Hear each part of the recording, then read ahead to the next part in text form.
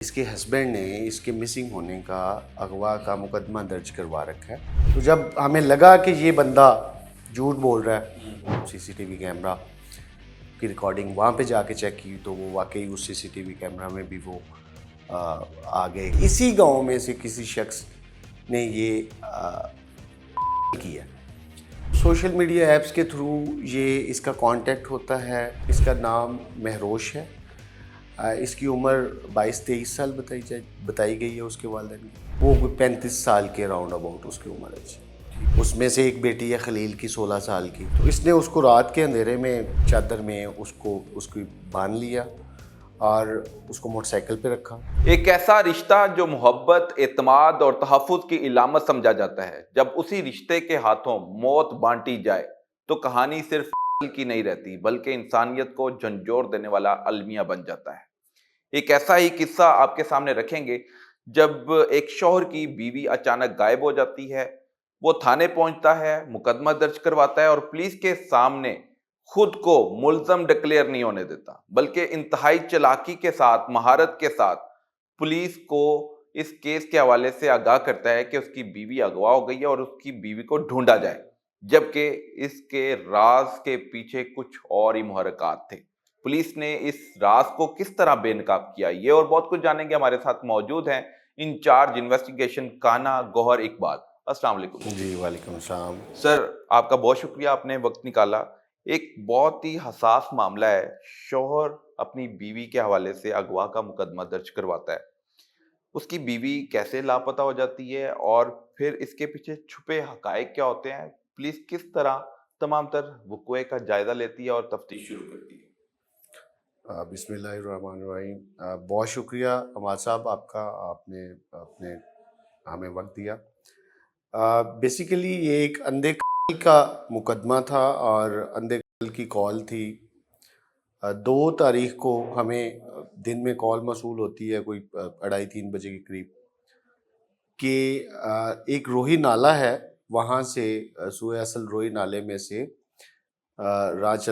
راگیر لوگوں نے کال کی کہ یہاں پہ ایک باڈی ملی ہے. تو وہاں پہ ہم نے رسپونڈ کیا. جب تو وہ باڈی کو وہاں سے نکالا، نالے میں سے نکالا، وہ پرانی باڈی معلوم ہو رہی تھی، پوٹریفائڈ تھی، گلی سڑی تھی. اس کی شناخت بھی آسانی سے نہیں ہو پا رہی تھی. یہ اندازہ ہو گیا مطلب پہلی فرصت میں کہ یہ خاتون ڈیڈ باڈی ہے اور کسی نے اس کو واقعی ہی کر کے یہاں پھینکا. تو وہ ایک اندھا قتل، اس کی تفتیش وہیں سے سٹارٹ ہو جاتی ہے جہاں پہ ڈیڈ باڈی ملتی ہے، جس طرح وہ اطلاع ملتی ہے پولیس کو. تو اسی طرح ہم نے بھی اپنی ورکنگ سٹارٹ کر دی. جب ورکنگ سٹارٹ کی تو مختلف ٹیمز بنا لی ہم نے. ایک ٹیم وہاں پہ لوکل انفارمیشن اکٹھی کرنا شروع کر دیا. ایک ٹیم کو ہم نے سی سی ٹی وی فوٹیج جو اس علاقے میں تھے کیمرے لگے ہوئے وہ چیک کرنے شروع کر دیے. ایک ٹیم کو ہم نے ڈیٹا انالیسس پہ لگا دیا، ڈیٹا کلیکٹ کرنے پہ لگا دیا کہ یہ جو 7 تھانے ہیں، ایک تو ہمارا اپنا تھانہ کانا، اس کے ساتھ تھانہ ہڈیارہ کی حدود لگتی ہے، وہاں سے پھر مصطفیٰ آباد ہے، قصور کا تھانہ، رائے ونڈ ہے. مطلب ہم نے وہ 3-4 تھانے جو روہی نالے کے ساتھ جتنے بھی تھانے جی کی حدود بنتی ہے آپ نے ہم نے وہاں سے ہم نے ڈیٹا کلیکٹ کرنا سٹارٹ کر دیا. ایک ٹیم لگا دی کہ وہ خواتین کے ڈیٹا کلیکٹ کریں جو پچھلے دنوں میں 2 ہفتوں میں اغوا کے مقدمات جن کے درج ہوئے ہیں، جو خواتین مسنگ ہیں. تو ایک پھر دوسرا ہمیں ایک سی آر او کی ٹیم کو ہم نے انگیج کر لیا کہ ہم نے وہاں پہ جیو فینسنگ اور وہ ساری چیزیں. اچھا، چونکہ وہاں پہ مشکل یہ تھا کہ یہ پتہ چلانا مشکل تھا کہ یہ ڈیڈ باڈی کب سے پھینکی گئی ہے اور کتنا ٹائم یہ پڑی رہی وہاں پہ روہی نالے میں. روہی نالہ بھی وہ اس طرح سے ہے کہ وہ وہاں پہ وہ گھاس پھوس بڑا، وہ جڑی بوٹیاں اس طرح سے. تو وہ بیسیکلی اس طرح ایسی جگہ پہ پڑی ہوئی تھی کہ نظر بھی نہیں آ رہی تھی بیسیکلی. تو جب وہ لوگوں کو بھی اس کی سمیل سے اندازہ ہوا یا جانوروں نے وہاں پہ جب جمگٹا تو پھر کسی نے اٹینشن دی تو پھر یہ ساری سامنے. تو وہ انفارمیشن ہم نے کلیکٹ کرنی شروع کر دی. مین وائل ایف آئی آر بھی درج ہو گئی, ایک اندھے قتل کی پولیس کی مدیت میں ایف آئی آر درج ہو گئی. تو ہم اپنا کام کر رہے تھے تو پتہ چلا کہ یہ جو خاتون ہے یہ مسنگ ہے, اور اس کے ہسبینڈ نے اس کے مسنگ ہونے کا اغوا کا مقدمہ درج کروا رکھا ہے, اور اس نے رپورٹ کیا ہے تھانہ کانہ کو کہ 28 تاریخ کو 28 اپریل کو یہ ڈیڈ باڈی مل رہی ہے ہمیں 2 مئی کو. ٹھیک ہے. تو 28 اپریل کو میری بیوی کو کسی نامعلوم شخص نے اغوا کر لیا, اور اس نے اس میں بعد میں جو چیزیں انکشاف ہوئے, چیزیں سامنے آئی, اس نے جھوٹ بھی بولا تھا کہ شادی 3 سال پہلے ہوئی اور وہ سارا کچھ.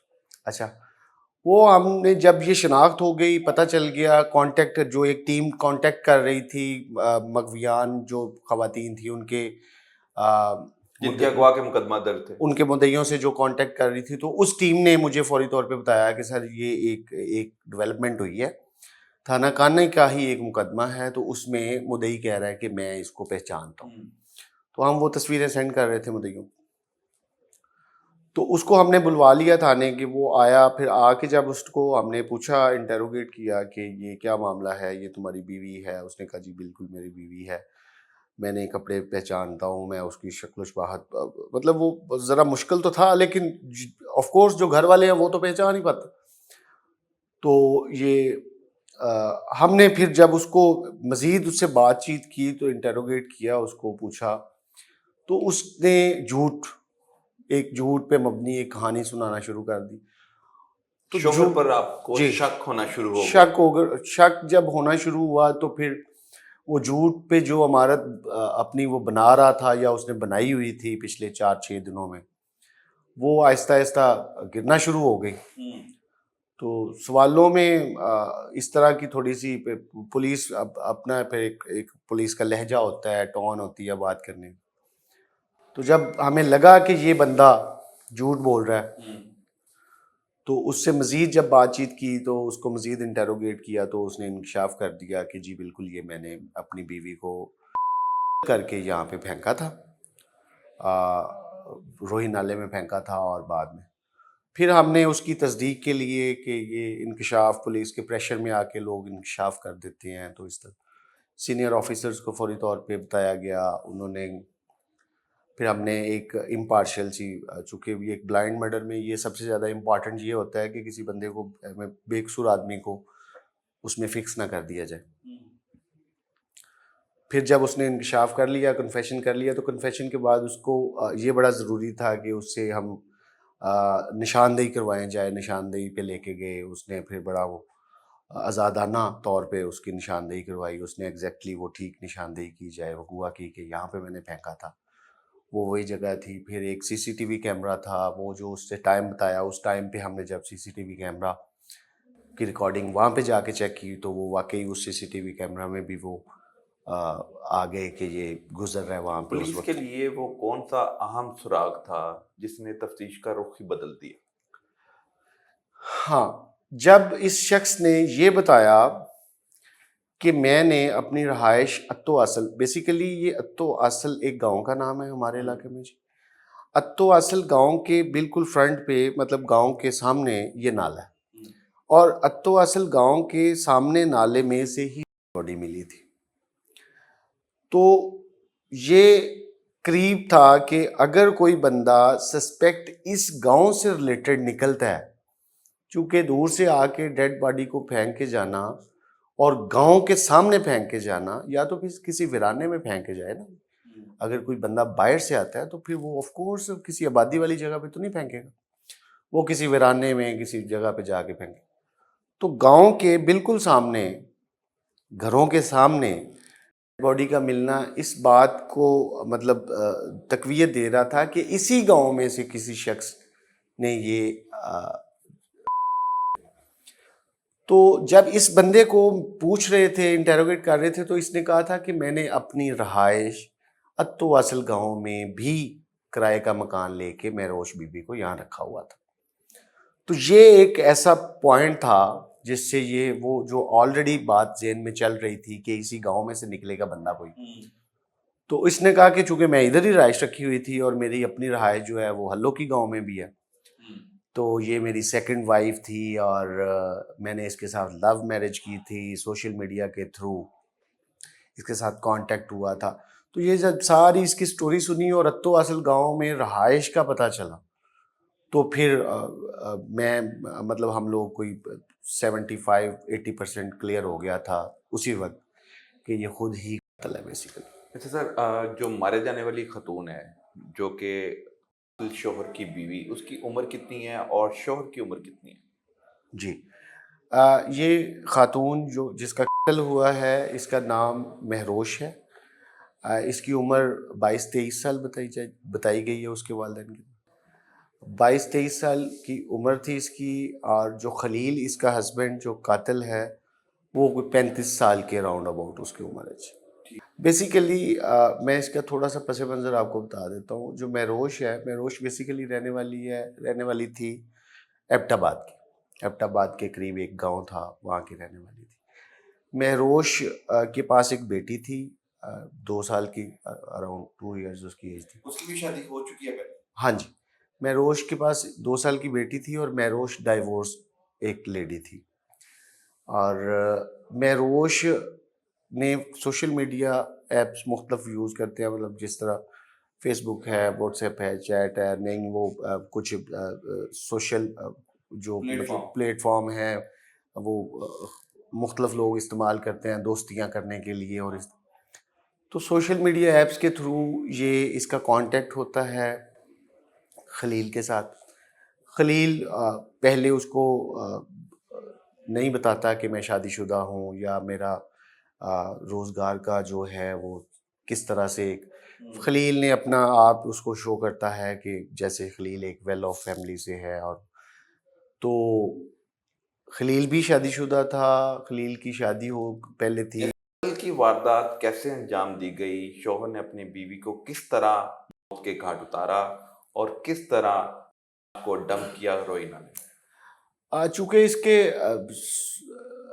میٹر مطلب ایشوز تو چل رہے تھے. خلیل کی اپنی بیوی جو اس کے اپنے پہلے والے گھر بابائی گھر میں تھی، اس میں سے ایک بیٹی ہے خلیل کی 16 سال کی. 16 سال؟ جی 16 سال کی اس میں بیٹی ہے. خلیل کی فیملی نے اس کو ایک طرح کا سوشل بائیکاٹ کر دیا کہ تم نے نہیں شادی. جب اس کو پتہ چلا ان کو گھر والوں کو، تو اس نے اس کو علیحدہ رکھا ہوا تھا. تو مسئلے مسائل چل رہے، سوشل پریشر بھی تھا، فیملی کی طرف سے بھی پریشر تھا کہ تم نے یہ حرکت کیوں کی ہے. اس کی اپنی جو بیوی پہلے والی ہے اس کی طرف سے، بچی کی طرف سے بھی ہوگا ظاہر سی بات ہے، اپنے پیرنٹس کی طرف سے تھا. پھر معاشرے میں پھر اس کا سوشل سٹیٹس اس طرح کا نہیں تھا کہ وہ 2 خواتین کو 2 گھروں کو افورڈ کر سکے. وہ کوئی بڑا مطلب وہ ایک مزدور آدمی تھا، فیکٹری میں کام کرتا. تو اس کو اس نے علیحدہ گھر میں رکھا ہوا تھا. اس کو اکنامک ایشوز بھی تھے. پھر گھریلو ناچاکیاں بھی، چونکہ سوشل میڈیا کی دوستی تھی، جب ایکسپیکٹیشنز پوری نہیں ہوتی خواتین لڑکیوں کی بھی، تو وہ اس طرح گھر میں گھریلو ناچاکیاں بھی ہو جاتی ہیں. تو جب گھریلو ناچاکی ان تمام وجوہات کی بنا پہ گھریلو ناچاکی بڑھ گئی، تو بڑھتے بڑھتے اس نے اس مدعے کو غائب کرنے کے لیے، ایشو کو ریزالو کرنے کے لیے اس نے اپنی ایک پلاننگ سوچی اپنے تئیں کہ میں اس طرح اس کو گلا دبا کے، چونکہ وہ گھر میں ایک چھوٹی سی بچی تھی 2 سال کی، تو اس کو تو نہیں پتا نا. تو یہ میاں بیوی ہی رہ رہے تھے. تو اس نے اس کو رات کے اندھیرے میں، رات کی تاریکی میں کوئی 1-1:30-2 بجے اس کو گلا دبا کے قتل کیا. اس کے بعد اس کی باڈی کو باہر نالے میں پھینک دیا اور جا کے تھانے میں رپورٹ کر دیا کہ اغوا ہو گئی ہے. نہیں، کس طرح لاش کو ٹھکانے لگانے کے لیے اس نے سارا وہ یہ اس نے جب اس کو اپنے گھر میں ہی، جو گھر اس نے کرائے پہ لے رکھا تھا، اس گھر میں اس نے اپنی بیوی کو قتل کیا. اس کے بعد ایک کپڑے میں، ایک چادر میں اس کی باندھ لیا اور اس کو موٹر سائیکل پہ رکھا. موٹر سائیکل پہ رکھ کے روہی نالے تک، روہی نالے سے اس کے گھر کا کوئی 200 میٹر کا فاصلہ تھا، وہ وہاں پہ لے کے آیا. وہاں پہ لا کے اس نے پھر ڈیڈ باڈی کو پھینک دیا. تو اب چونکہ اغوا کا مقدمہ درج کروانے کے بعد لاش مل گئی، اب قتل کی دفعہ ایڈ ہوں گی تو مدعی بھی چینج کرنے کے طرف پولیس جی بالکل. کردار ادا کرے. وہ ایبٹ آباد سے فیملی جو مہروش کے پیرنٹس ہیں، اس کی والدہ آئی اور اس کو ہم نے اس کی سٹیٹمنٹس لی ہیں. ان کو وہ مدعی ایز مدعی اس کیس میں چلیں گے. اب اور جو بچی ہے بچی کی کسٹڈی اس کی نانی کو دے دی گئی ہے۔ بالکل ٹھیک ہے۔ کانا میں ایک افسوسناک واقعہ پیش آیا اور ایک اندھے کی واردات پیش آنے کے بعد شوہر نے بیوی کو قتل کیا۔ یہ راز جب افشاں ہوتا ہے تو پھر پولیس کی طرف سے کارروائی عمل میں لاتے ہوئے اس کو گرفتار کیا جاتا ہے اور پھر اس کا چلان مضبوط بنانے کے بعد جیل بھیج دیا جاتا ہے۔ پولیس کی طرف سے دعویٰ یہ کیا جا رہا ہے کہ ملزم کو سخت سے سخت سزا دلوائی جائے گی اور ایک معصوم لڑکی کو شوہر نے بے دردی سے نہ صرف کیا بلکہ اس کی لاش کو ٹھکانے لگانے کے لیے اپنے جرم کو چھپانے کے لیے اس کو گندے نالے میں پھینک دیا۔ لیکن پولیس اپنی تفتیش اپنا دائرہ کار وسیع کرتے ہوئے نہ صرف کی نشاندہی کے بعد شناخت مکمل کرتی ہے اور اس شناخت کو مکمل کرنے کے بعد قاتل تک رسائی بھی حاصل کر لیتی ہے۔ اور جو لوگ سمجھتے ہیں کہ جرم کے بعد جرم کو چھپا لیں گے، یقیناً ایسا نہیں ہوتا۔ وہ کبھی نہ کبھی پولیس کی گرفت میں آ جاتے ہیں اور اس کیس میں بھی آپ نے دیکھا کہ کس طرح قاتل شوہر اپنے بیوی کے قتل کے واقعے میں گرفتار ہوا اور پھر پولیس نے تحقیقات مکمل کی۔ اب تک کے لیے اتنا ہی۔ اللہ حافظ۔